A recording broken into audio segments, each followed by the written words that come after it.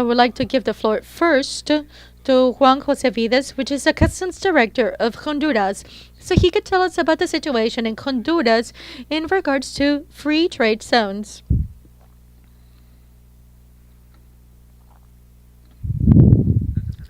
Thank you, Alejo.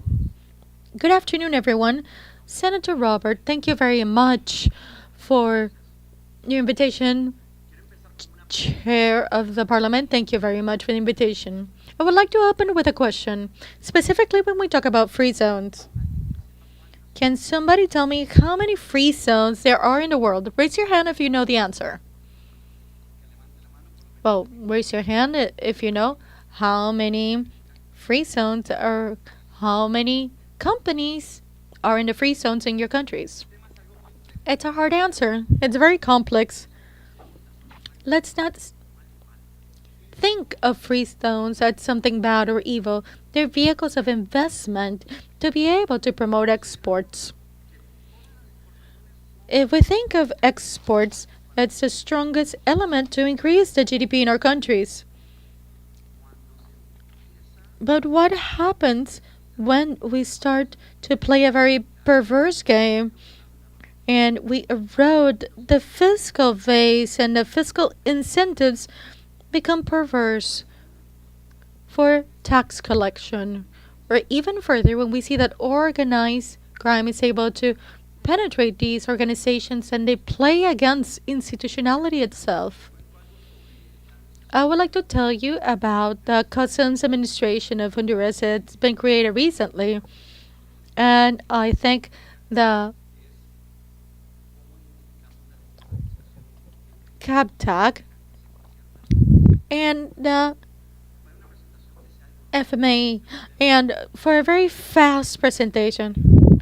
And I would like to have the idea of what happens when there are no rules and where we don't have controls, or if we don't have a very clear vision as to where we are. Illegal trade, it's an activity that entails many different crimes: contraband, counterfeiting goods, piracy, corruption, passively turning a blind eye, and many others. If we start thinking that there could even be money laundering, just like we see here in regards to trade-based money laundering, many countries work towards finding legal frameworks so that the actors that are part of these operations in the day-to-day with border police and other institutions to be able to guarantee security to our population. When we talk about custom, it's not only the security of what comes in, but also to ensure that whatever comes in upholds the safety measures, that they're paying their right tariffs, and to ensure the taxes are paid. So what criminal activity have we found in Honduras? We've seized non-controlled chemical substances. So when we started to do joint operations, meaning that we work in a streamlined manner, there's something that we need to find here, and I thank my friend Werner Ovalle for that. Because when you have the will and they're honest people that have this desire to fight organized crime and leave a legacy for your country, you can even exchange information through WhatsApp. They find something, they send information to the prosecutor, you speak to the judge, and everybody speaks to each other, and we understand that we're able to lift the barriers and we can find common ground. When we find common ground, then it becomes legitimate, and we go through each institution to be able to find and identify how to control this.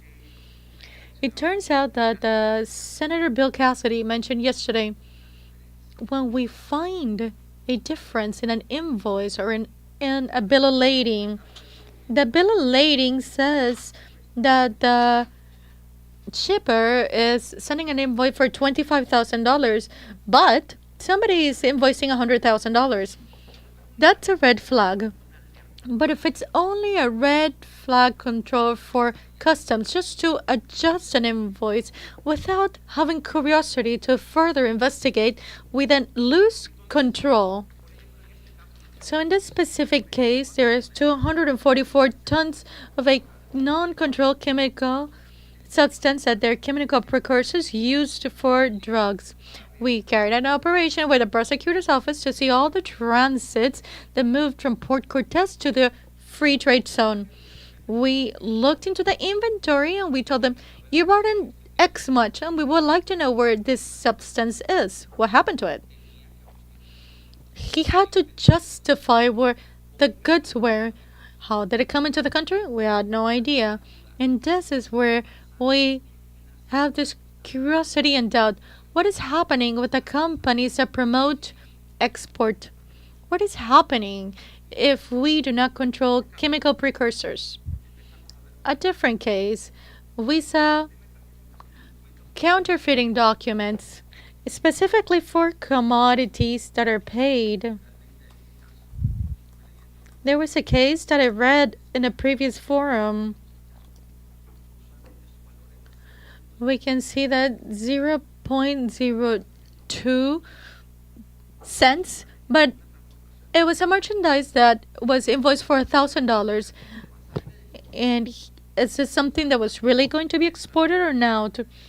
And we see that in customs, we'll have to go beyond one step further to be able to identify all the banking information with the FIU to see if there's something that could also affect the economy of the country and to see if something else that could maybe mean activity in regards to money laundering.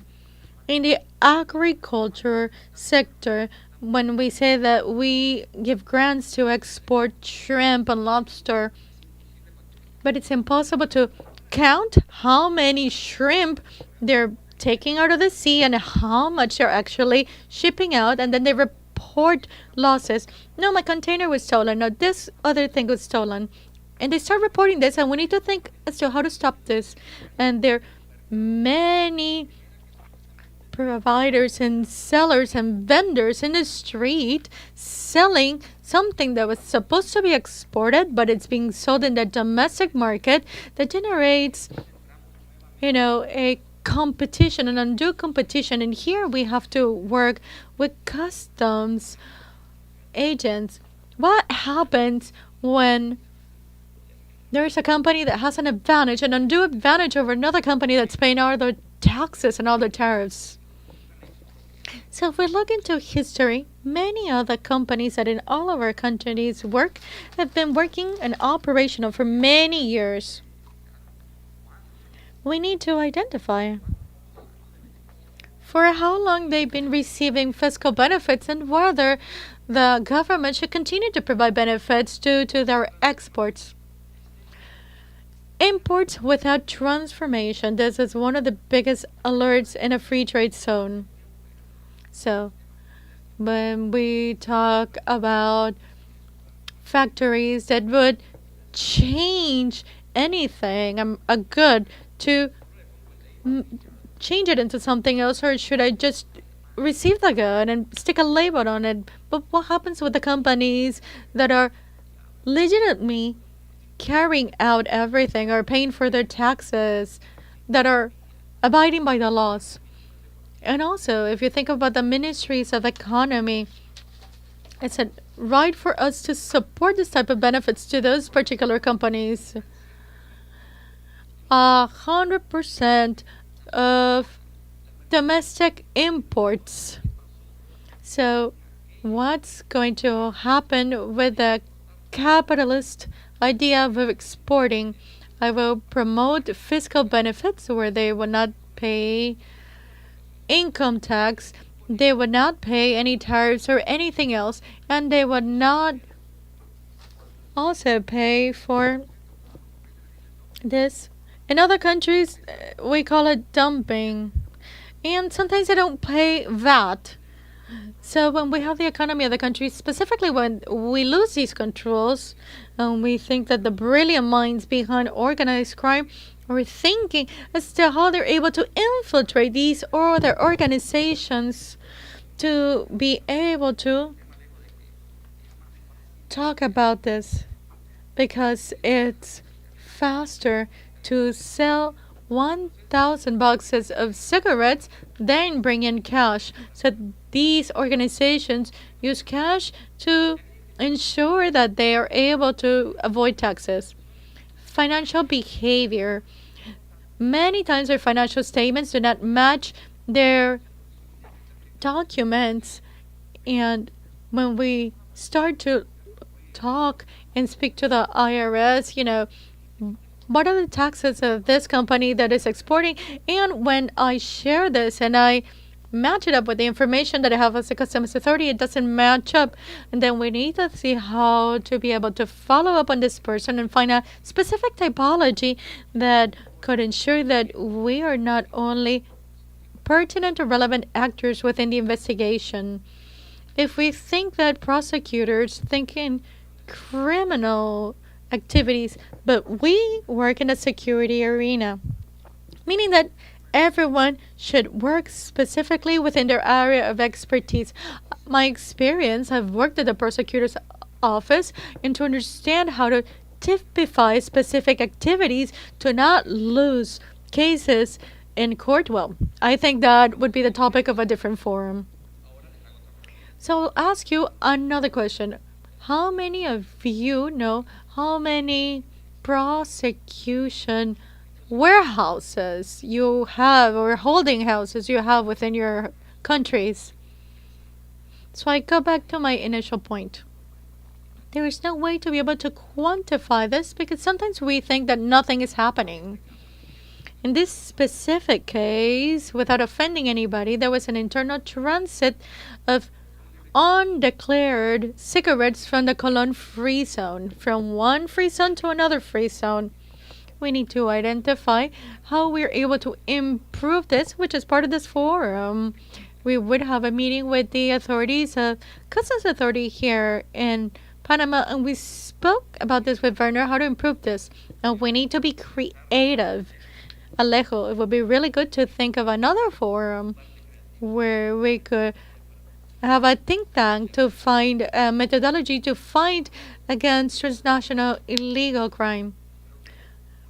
Drug seizures and coffee exports. Many of the countries in Central America that export coffee have had this issue. Coffee is one of those exports that are able to increase the GDP of a country, but it's something that is sought after by drug traffickers because dogs are unable to pinpoint drugs due to the smell of coffee. So many times we do the rip on or rip off where they are just able to. An exporter is concerned because they finally a container with drug got to another country and they have no idea how to do this through this rip on rip off operations. I would like everyone to reflect on this fact. How do I visualize a logistic chain? And I think about it as a train. A nice train is able to sell pretty well, not only with maritime agencies, shippers, and brokers, and it's able to, do well with everyone and intermediaries. But inside, it's just a mess. Looks good on the outside, but in the inside, it's just messy. We've talked about blockchain documentation, and we talked about all of these things that we are unable to coordinate because we don't have the power or the scope to be able to visualize this. So when we think about coffee and fruits, and all of this affect transnational crime. We have containers that came from Italy, Belgium, and Spain, and it was quite surprising for us the damage, the harm it would do for a country. Okay, so when we have an illicit product from a country, it really affects our vision of the country. Seizures. When we collaborate with the authorities of Spain, there was a small company that was working in Honduras, Guatemala, and Nicaragua, and it was counterfeiting rum. And it was not only contraband, but counterfeiting. So this is intellectual property. It was counterfeiting or forging rum and then exporting it. We had no idea what was actually in the containers. So anyone that could ingest it could have a health problem.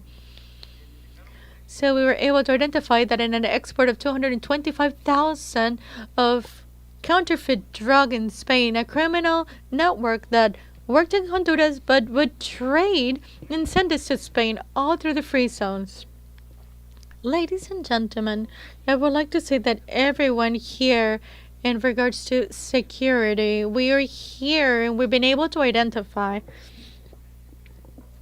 there are many issues that could affect money laundering, and that's what banks are there for, and they've been able to bring in everything necessary to ensure that it doesn't happen. But you know what? That's only the front door. But through the back door, international trade